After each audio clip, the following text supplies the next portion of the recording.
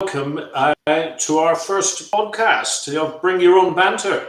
As you can see from the screen, I'm Peter Mansfield, and a good friend of mine, Matt Pye, was here. He was going to say hello as well, hopefully. Hello, everybody. Yeah. Excellent. Good friend that we've never met. Indeed. A connection that we made on LinkedIn, and we've had several conversations. The background behind this sort of webinar podcast was it is down to Matt, who encouraged me to start publishing the hashtag #ShitDaysOut on LinkedIn. That has brought a lot of humour and comment back from people on the internet. Well, you fired one post out. Hi, Trish. You fired one post out, and I piled in on the top of that, and then you've started a catalogue of others. Well, that's it. From the A to Z. Indeed, it became so popular. People, and I have had people commenting that we should actually go one step further and produce a podcast and actually put that out. So I thought we'd give this a go and just see how much traction we can get with this, and maybe the next stage will be the Matt and Peter Shit Days Out podcast. You never know. Yeah, so we're just seeing where it goes. Could I just check out of curiosity what day of the week it is, Matt? It is Monday today, isn't it? It is Monday, yes. Yeah, I just wanted to check that you're not on overtime or anything, because I thought you RAF types only worked from a break on a Tuesday to maybe Thursday lunchtime. It's quite unusual. I'm doing this one just for one of my mates, you see. So usually I'll be in the bar with a gin and tonic by now, but absolutely, we'll have to deal with Frog's wine instead. Yeah, indeed. You'll have to forgo your ration pack, because this is luxury for you. Oh, it is indeed. I would still be on the same tea bag now after 3 weeks, trying to get another cup of NATO standard out of it. Yeah. So feel free to pile in with the comments. I know Trish. I don't know Ryan. So I don't know where is Ryan one of your chums? I think yes. I think Ryan and I connected down to you over the past week or so. Yeah. Hi both of you. And if you're lurking behind and not commenting, fire some stuff in. So they do it because it's a night out. Thanks for that, Trish. That vote of confidence. When Matt and I were talking about this, setting this up, the subject matter for tonight is, well, trying not to rant about it. In particular, is Christmas, and yes. So I had the misfortune, I think, of being in Sainsbury's last week, and they have a particular aisle that you walk in as you go down the stores, and I was absolutely staggered to see that they had already got all the Christmas items out. So they've already got the chocolate oranges there.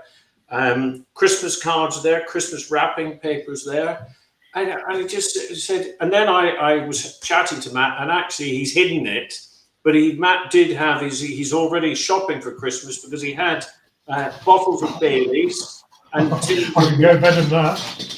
You got a Christmas cake, brilliant. So yeah. I was just saying when is it appropriate to start Christmas? And that's the topic of discussion.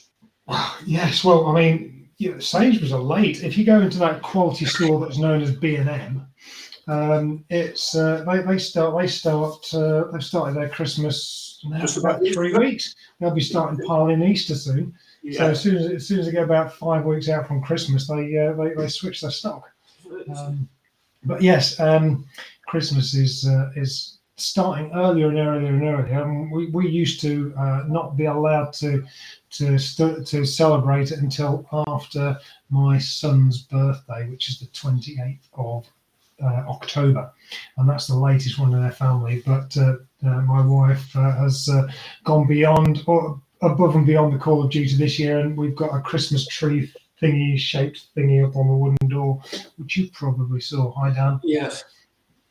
It is. And I just think it has to be said that having even putting your Christmas decorations up in late November, early December is in particular bad taste. Yeah. So Ryan's going the whole humbug here, and saying 24th is the right date. What's your worst Christmas songs? I mean, this is one of my pet hates, is Christmas songs in October, and they've already been playing them on some radio channels. Yeah, well, there are such a choice of Christmas songs because the repetition with which the radio stations or whatever play over and over again is ridiculous. But I think you're going to have to help me here, but Wham's Last Christmas I find particularly irritating. Yeah, I'm the noddy holder one. The Last Christmas.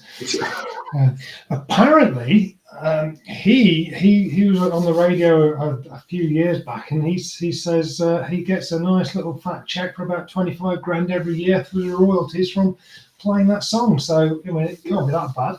No, well, it's as long as somebody's getting some value and enjoyment out of it, I'm delighted. It's probably about the only one. So yeah, fire in with your worst Christmas memories if you feel, and we'll put them up the top. And then we go on to things like Christmas jumpers. Well, just what can I say? Just the obligatory. I have been in offices. There's a charming chap that I used to work with I will to save his blushes, but he used to specialise in Christmas jumpers. And when he came in, I'm sure he had a Christmas jumper for the sort of 3 weeks running up to Christmas, including ones that you pressed Rudolph's nose and they played Christmas carols, or had lights that flashed and things. But I just can't help but feel that A, they're a complete waste of money. B, the damage that they do to the environment because of the high nylon content, etc. Stuck to the ceiling. And they're bound to be a health and safety risk as well, aren't they? From all that static electricity that builds up. Right. Very similar to an RAF uniform, really, the nylon content, isn't it? Well, no, we tend to melt. Yes. It's all cotton. But I've not seen anybody with a jumper advent calendar. So one different jumper every day, 1 through to 24. Not seen that. What we've got in from Dan. But that could be the marketing opportunity, isn't it? It's they're having a whole range of jumpers with different sort of advent themes on them. For 20 of them, sell them a tenner each. What could it be? A pack, 240 quid delivered to your door. That's it. Yeah, there's a market in it somewhere. Dan's got it sorted out. Halloween from mid-October, then bonfire night, and we have a celebration tree in our house. I posted about it a while back, but whatever the season is, Easter we hang the leggy type things on it. We haven't gone for hanging poppies off it for remembrance. So that's a good share on it, Dan. Yeah. It's one of my kids. Sorry, I'm just sending me off at a complete tangent again. It's nothing to do with Christmas, but I was. It's called a flanking maneuver. Flanking maneuver. Yeah, my daughters when they were at primary school. I got really upset with the school teachers because they were all. They got a note from the school saying, "Oh, it's children in need." That always comes up around Christmas, doesn't it? Or is that some other time? Anyway, they said, please bring in £1 for children in need. We want all the kids to put £1 in for children in need. I said, that's fine. And then when it came to remembrance and the poppy appeal, they said, oh, well, it's not compulsory to give money to the British Legion, the poppy appeal, which I thought was quite telling, really, of the attitudes of the teachers. Yes, that's probably a subject for another time, isn't it? We can have a rant about that one. Indeed. I'm quite keen. Worst Christmas party, Matt. Office parties. Well, actually, most school Christmas discos,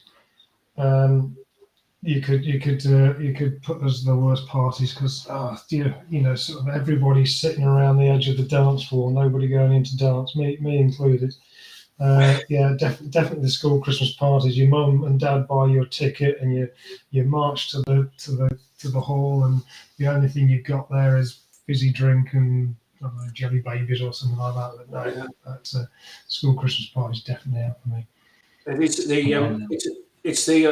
My wife has just started recently started a new job, and she feels obliged to go along to the Christmas party to show willing, which is this year taking the followed by karaoke. And I can think of nothing worse of enforced singing. It's bad enough having a disco, and then you think of the age range that you have in an office as well. You just think this is going to end badly. So my wife was actually quite relieved that a number of people then wrote back to the organizer saying, happy to come to the dinner, not very keen on the karaoke. So you lot can crack on. So I think it's just going to be Peter there hogging the mic, are you? You're just doing your worst Elvis impression. Indeed. I might sing "Last Christmas" by Wham just to get everybody into the mood for it. Into the spirit. Yeah. If anybody's got any Christmas party tales, then fire them in the comments, and I'll bring them up and we can have a laugh at some people's expense. But office Christmas parties. But they're sort of overpriced, and generally, you're all lumped in together with other companies, and absolutely, food's cold, and everybody sort of far too much cheap Lambrini or whatever preloading beforehand. Yeah. And if you're lucky, and then if beforehand you'll have left the office early and maybe strolled your way to the venue via the obligatory Christmas market that you'll come across in the city centre. I like Christmas markets. We have a little bit of we haven't done it for the past since COVID, but we quite often pile down to London just before Christmas, so it's not too bad. It's actually about a week or two before Christmas, so we're not being super naughty. To go and watch a show and go and hit a few Christmas markets and have a look around. Yeah. You see, they're not too bad. There are some. I lived in Germany for 3 years, and when the Christmas market, I have to say the Germans do it very well. A bit like building cars, they're ruthlessly efficient on their Christmas markets as well. But the ones I have been to the Christmas markets in Manchester on a couple of occasions, and whilst they're great and they've got the wooden huts and everything that look as if they've been shipped in from some sort of garden centre inside the Arctic Circle, which looks lovely. There are some of the items that are up for sale on the Christmas market. I think, I really struggle to understand how these items have ended up actually being Christmas items. And the one that always sticks in my mind, and I say to my wife, I said, what exactly has got a Polish sausage got to do with Christmas? Is there polished? Or a polished sausage?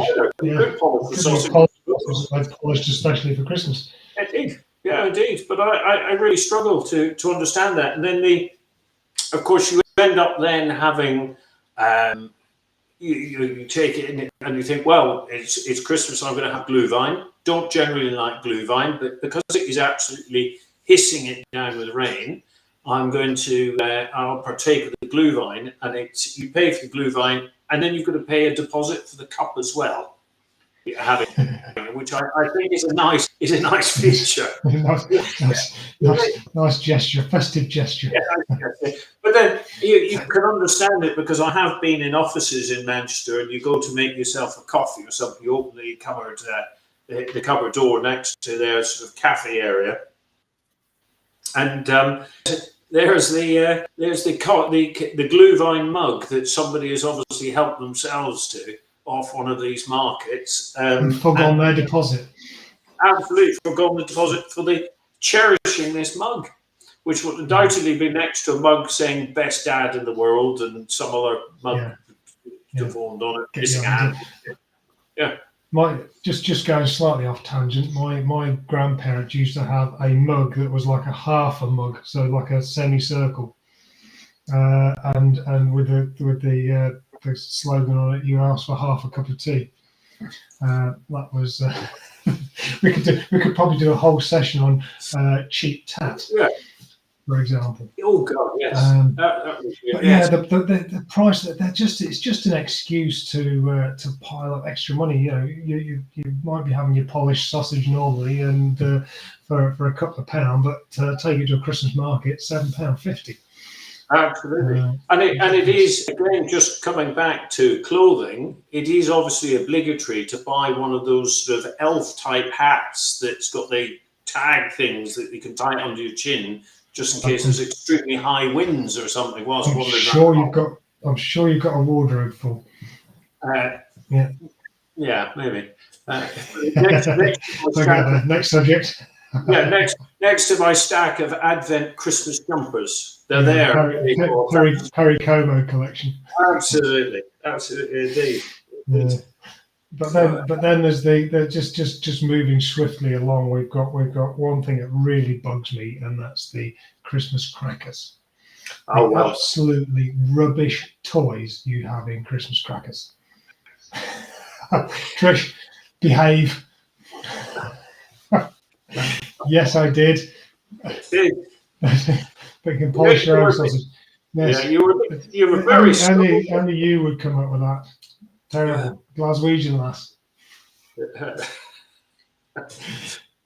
You're going to have to behave, otherwise we'll have to get you on and you're going to have to explain yourself. But yes, Christmas crackers and the toys, extortionate amount of money, and then you get this plastic thing.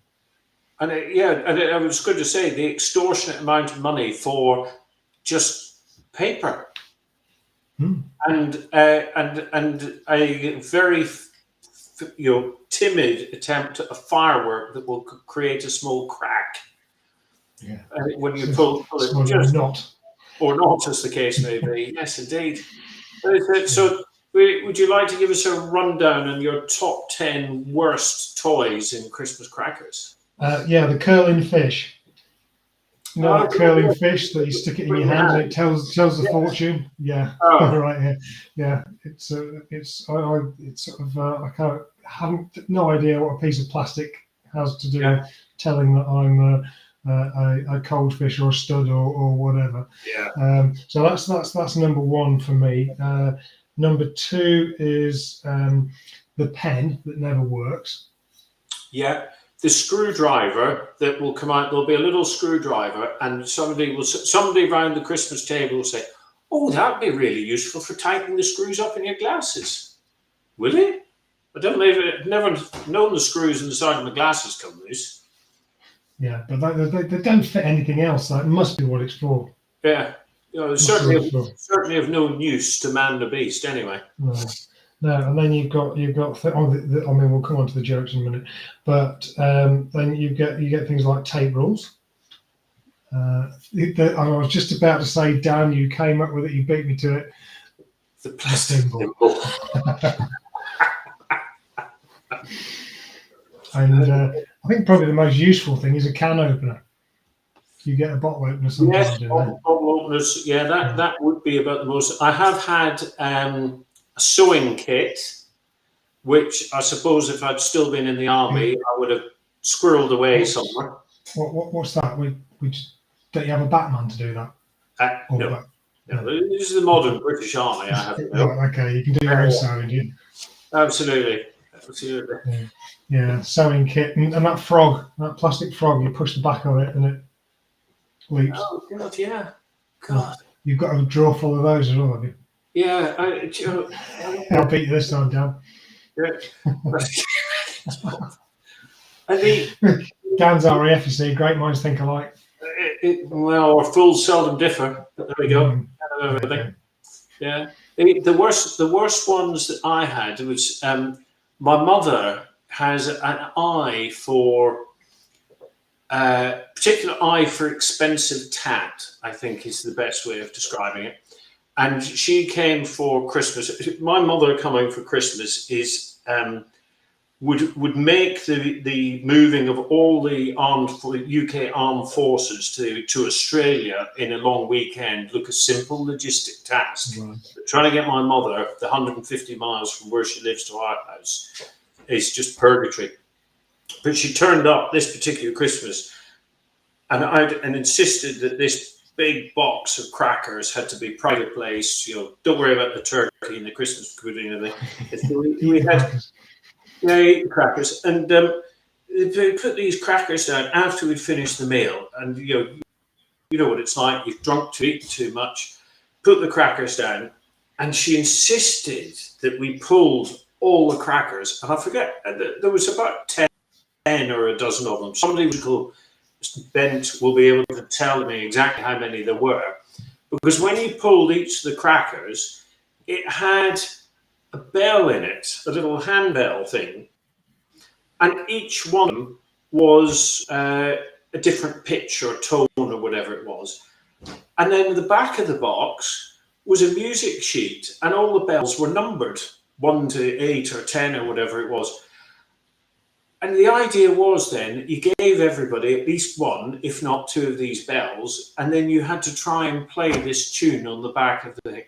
You can imagine it was just, I had gone beyond losing the will to live. I just resorted to drinking heavily, and hopefully it would entice myself from the whole experience. Yeah, that's definitely not. That's you're scarred for life on that one. I'm just to have this image of Dan going on a British Airways flight, and like what's his name did in French Kiss, pocketing a load of miniatures from the hostess trolley while she's not watching, nicking them all so he can stick them in his Christmas crackers and save the day at Christmas. But I like the idea. I think I might. I'd just like to ask Dan. If you ask Dan, do you just put the miniatures in, or have you emptied them and consumed the alcohol before you put the empty bottle in the cracker? Just sensible suggestion, really. No, yeah, there you are. There you go. Exactly that. Sorted. I'm a bit slow on that. I know another one of your pet hates, and you did have another way of describing them, was carol singers, but you called them something else, didn't you? What did I call them? Beggars. Beggars, that was it. Yeah. Yes. Yeah. I'll put the radio. People don't come around carol singing anymore for just a mince pie and some glühwein or hot chocolate. No, it's like, give me hard cash and I'll go down to the pub. I think one year, I can't remember whether it was Halloween or Christmas, but we had people round and they were either singing or pretending it was scary, but we ran out of stuff. And the guy said, "Oh, we accept cash." I was just imagining to get one of these little card readers out next time, and I don't take cash anymore. I'll accept plastic. Plastic. When I left the army and moved to where I now live in Congleton, I was invited by a work colleague to join the sort of round table, and I thought, well, I'll join this. It's a great way to meet people, and make friends in the community. So got involved in that, and they have a sleigh that is on a trailer, and one of the members dresses up as Father Christmas, and they've got speakers on it and plays the music and everything. There was some issue the particular year that I was involved. I hasten to add, I didn't dress up as Father Christmas or anything. I was quite happy just to walk and knock on doors with a bucket. This is where you get your elf hats, is it? It is. Yes. Where I get elf hat. And, keep my ears warm when I'm doing this. With the bucket, cough up local charities, just give us your money, because you've not spent enough money over the Christmas period. You need to lose some more of it into this bucket. And there were a couple of issues with this. Was first of all that the trailer hadn't passed the safety inspection or the MOT on it. But we were quite happy to drag this behind a Land Rover with speakers and everything on it, playing Last Christmas and any others. My favourite. My favourite on complete, continuous loop. The trailer hadn't passed that. We hadn't got a public broadcast license for playing these Christmas carols, which apparently we were meant to have. And then there was a particular estate we used to have to go in, and we had to get extra people to come with us, right? Because the kids would run along and try and jump on the back and mug Santa Claus as well. So you had to almost have outriders on a sledge to stop Santa Claus being mugged. It's almost like a Father Ted type sketch going on there, and a Rub Nesbitt type sketch with Santa Claus getting dragged off the mug for a sweet. So we're getting close to the end of our half-hour stint, Matt. But what about worst Christmas presents? Worst Christmas presents. Socks aren't that bad because I always need to wear socks. You always need to wear socks. Yes. But the socks with the reindeer on and the socks with ho ho ho on and stuff like that you can't wear any other time apart from Christmas Day or the office Christmas party that you don't really want to go to. So those are no good for me. But I've got a caveat on Christmas now because I say if I can't eat it or wear it, then I don't want it, or drink it. Eat it, drink it, or wear it. Then don't waste your money because there's so many things that you get you're mugged saying best dad in the world. I mean, they know that already. Yeah. You don't need it. Don't need it anymore. No, that's it. They know that already. So that would be one. And do you have relations that recycle presents? Yes. Well, no longer with us. Sadly, no longer with us. But my wife's grandmother used to recycle presents, and sometimes she didn't even unwrap them. She just changed it. Once we got one, and she hadn't even taken the label off, so we knew who had given it to her. So her cousin had given it to her, and then she had given it on to us. It was a box of chocolates that were out of date. So recycling presents. Linked Africa box set. Hey, now this is one. Now, who remembers getting High Karate? Oh God, yeah. It's me, is it? High Karate box set. I believe Brute is making a bit of a comeback as well. Was it? Splash it all over. Splash it all over, yeah, indeed. Well, I can do just the Links Africa box set. Brings up a few years ago. I've got two daughters, and my mother came for Christmas, and she had bought these makeup sets from I can't remember what brand it was for each of the daughters, and it had each of the different items pressed into the presentation box set thing, a bit like a shadow board. You hang spanners and tools up on each so you can see what's missing. Except there was an item in each one that my mother really liked. So she took that item out of it, leaving a blank silhouette where it had been on the effectively shadow board, and then parceled them up and gave them to my daughters and said, "Oh yeah, I know that item's missing, but these are all really expensive and you'll really like these." Now that's did she got a box shaped dent in her forehead where they threw them back in. Now Simon's is interesting. Sponsored by Marlborough, a wooden elf with a pipe. You lit a little tablet in its shoe and it smoked its pipe. And now he's down to 50 a day. Simon, is that right? The price is going up. Oh, Dave. Well, what about yourself? What's your worst Christmas present? God, I don't know, really. This is the man that's came up with the idea of shit days out. I have to say that